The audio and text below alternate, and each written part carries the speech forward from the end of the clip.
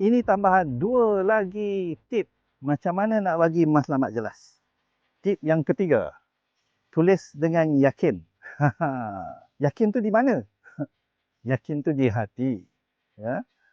Maksudnya apa? Maksudnya tulis dengan feel, tulis dengan perasaan. Mak Saleh, saintis-saintis Mak Saleh ni kata emotion drives behavior. Ada emosi, ia akan mendorong kita untuk melakukan sesuatu.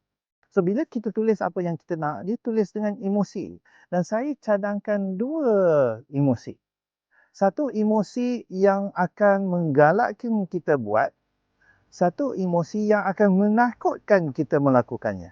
Contohnya, kita ni suka beli ubat gigi. Kita beli ubat gigi sekian-sekian kerana ia dapat menghilangkan cavity. Itu menakutkan kita. Kita beli ubat gigi itu kerana ia akan membuat gigi kita putih dan cantik. Menggalakkan kita. Ada orang, contoh kedua, ada orang buat kerja kerana dia seronok kerja. Ada orang buat kerja kerana dia kena bayar bil. 2 emosi, satu yang menggalakkan, satu yang menakutkan. Maka bila kita tulis apa yang kita tulis, letakkan 2 emosi. Saya nak ni kerana saya akan rasa excited bila saya mendapatkannya. Contohnya excited. Saya akan buat ni, saya akan buat sungguh-sungguh. Kalau tak, saya akan rasa takut, saya akan rasa bimbang sekiranya saya tak buat. Contohnya. So, 2 emosi. Bila kita nak menjelaskannya. Tip yang keempat. Tulis dengan bahasa yakin. Apa contoh bahasa tak yakin? Contohnya, cuba. Ya. Kalau saya kata, tuan-tuan perempuan letak jari macam ni sekarang. Buat macam saya, buat jari macam ni. Cuba sentuh hidung masing-masing. Kalau jari tuan-tuan perempuan dah sampai sini, saya kata cuba sentuh.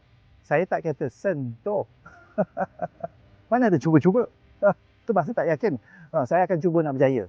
Saya akan cuba pass exam. Ada? Ya, tak adanya. Bahasa tak yakin. Atau rasa. Bayangkan kita jumpa seorang kawan, saya rasa saya laki.